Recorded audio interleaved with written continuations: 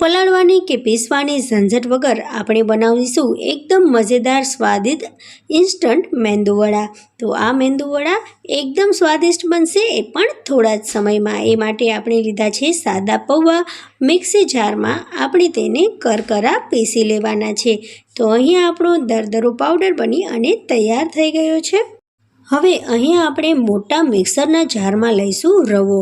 તો આ રવાને સૂજી પણ કહે છે। હવે આને આપણે પલ્સ મોડમાં 2 થી 3 વખત પીસી લેવાનો છે। એકદમ ફાઇન પાવડર બનાવવાનો નથી, પણ ખાલી 2 થી 3 વખત તેને પલ્સ મોડમાં આપણે મિક્સી જારમાં ફેરવી લઈશું। તો અહીંયા તમે જોઈ શકો છો રવો છે તે એકદમ હજુ કરકરો જ છે। હવે આપણે મોટા બાઉલમાં લઈશું આપણા પૌવાનો ભૂકો કે જે આપણે નાના મિક્સર જારમાં કર્યો હતો। પછી તેમાં નાખીશું સૂજી એટલે કે રવો।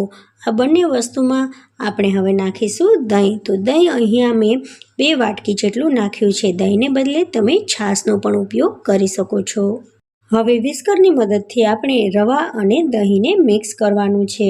મિક્સ થઈ ગયા પછી તેમાં આપણે થોડું પાણી ઉમેરીશું અને ફરીથી તેને સરસ રીતે મિક્સ કરી દઈશું।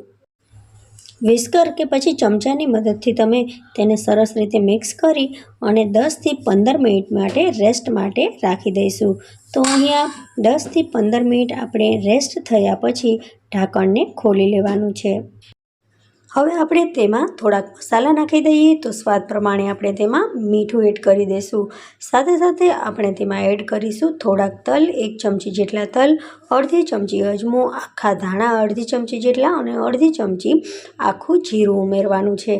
આપણે અહીંયા 3 થી 4 ચમચી જેટલા કાજુને કટ કરીને પણ ઉમેરશું। કાજુ અહીંયા ઓપ્શનલ છે, તમે ન નાખો તો પણ ચાલશે। હવે આપણે તેમાં નાખીશું મરચાં બારીક સમારેલા, તેમજ ડુંગળીને પણ આપણે એકદમ બારીક સમારી અને તેમાં એડ કરી દઈશું। સાથે સાથે કોથમરી પણ તેમાં એડ કરીશું। હવે આપણે તેમાં 1/4 ટીસ્પૂન જેટલો કુકિંગ સોડા એડ કરી અને તેને સરસ રીતે મિક્સ કરી લેવાનો છે, જેથી કુકિંગ સોડા છે તે આખા બેટરમાં સરસ રીતે મિક્સ થઈ જાય। હવે આપણું બેટર સરસ રીતે મિક્સ થઈ ગયું છે।